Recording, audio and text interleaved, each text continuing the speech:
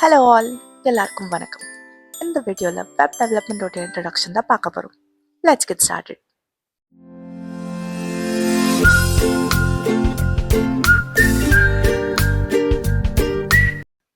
Web டெவலப்மெண்ட்னா என்ன? ஒரு வெப்சைட்டை கிரியேட் பண்ணுறது, பில்ட் பண்ணுறது, மெயின்டைன் பண்ணுறது, இதெல்லாமே தான் டெவலப்மெண்ட்குள்ளே வரும். இதில் பல ஆஸ்பெக்ட்ஸ் இருக்குது. வெப் டிசைன், பப்ளிஷிங், ப்ரோக்ராம் பண்ணுறது, டேட்டாபேஸை மேனேஜ் பண்ணுறது, இந்த மாதிரி பல ஆஸ்பெக்ட்ஸ் இருக்கும். ஸோ பேசிக்கலி வெப் டெவலப்மெண்ட் ஒரு அப்ளிகேஷனை உருவாக்குறதுக்கு தேவையான எல்லா எஃபர்ட்ஸுமே இருக்கும். இந்த அப்ளிகேஷன் அதுக்கப்புறம் இன்டர்நெட்டில் போய் வேலை செய்யும். இந்த வெப் டெவலப்மெண்ட்டில் 3 கோர் ஏரியாஸ் இருக்குது. Front end development, back end development, full stack development.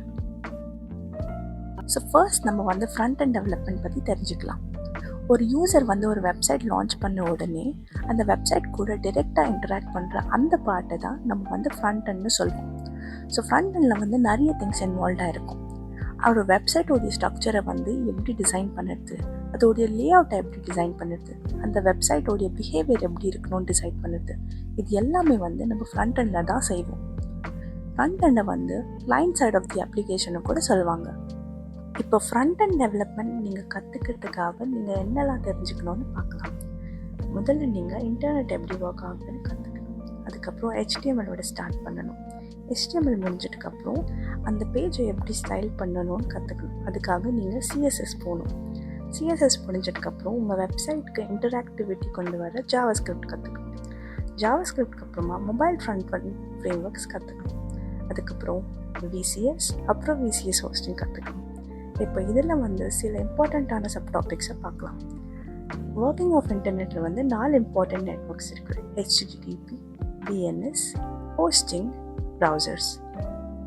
அதுக்கப்புறம் ஜாவாஸ்கிரிப்டில் நீங்கள் ஜாவாஸ்கிரிப்டோட பேசிக் கான்செப்ட்ஸ் தெளிவாக புரிஞ்சதுக்கப்புறம் அதோடைய ஃப்ரேம்ஒர்க்ஸ் ஆர் லைப்ரரிஸ் கிட்ட போகலாம்.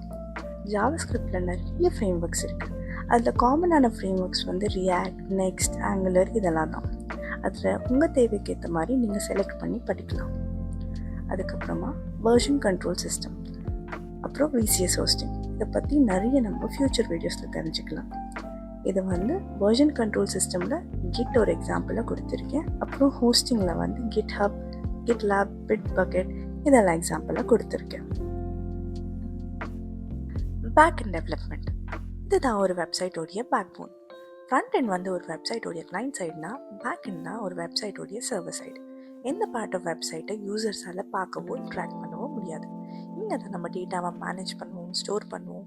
ஃப்ரண்ட் எண்டில் நடக்கிற நிறைய ஆப்ரேஷன்ஸோட லாஜிக்கும் இங்கே தான் எழுதுவோம். ஒரு வெப்சைட்டோடைய பேக் எண்ட் பண்ணுறதுக்கு என்னெல்லாம் தெரிஞ்சுக்கணும்னு இப்போ பார்க்கலாம். பேக் எண்ட் டெவலப்மெண்ட்டில் நீங்கள் தெரிஞ்சுக்கிறதுக்கு நிறைய விஷயங்கள் இருக்குது. அதை நீங்கள் ரேண்டமாக கற்றுக்காமல் ஒரு சீக்வன்ஸாக கற்றுக்கிட்டிங்கன்னா உங்களால் நிறைய விஷயம் பெட்டராக புரிஞ்சுக்க முடியும். அப்புறம் க்ரூஷியலான கான்செப்ட்ஸை மிஸ் பண்ணாமல் கவர் பண்ணலாம். இதில் நீங்கள் ஃபர்ஸ்ட் பார்க்க வேண்டிய கான்செப்ட் இன்டர்நெட் ப்ரோட்டோகால். இது நம்மளோட டேட்டாவை இன்டர்நெட்டில் சென்ட் பண்ணுறதுக்கான ஒரு செட் ஆஃப் ரூல்ஸ் இருக்கும். அந்த செட் ஆஃப் ரூல்ஸ் தான் இந்த இன்டர்நெட் ப்ரோட்டோகால்.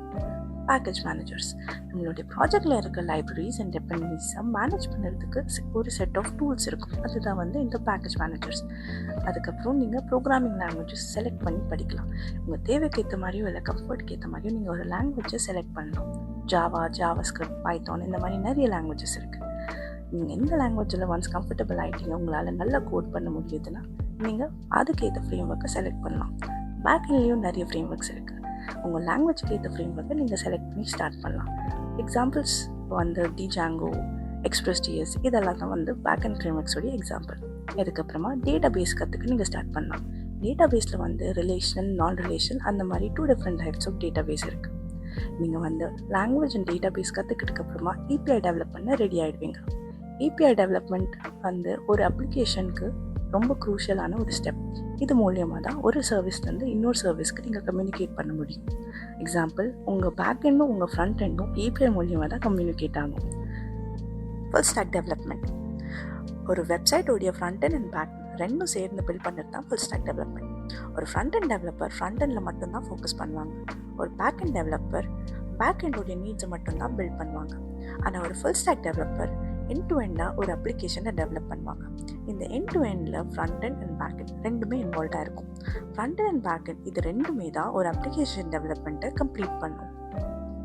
வெப் டெவலப்மெண்ட் வந்து ஒரு வாஸ்டான சப்ஜெக்ட். இந்த வீடியோவில் வெப் டெவலப்மெண்ட்டோடைய ஓவர்வியூ தான் பார்த்தோம்.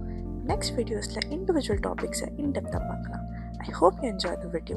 Thank you.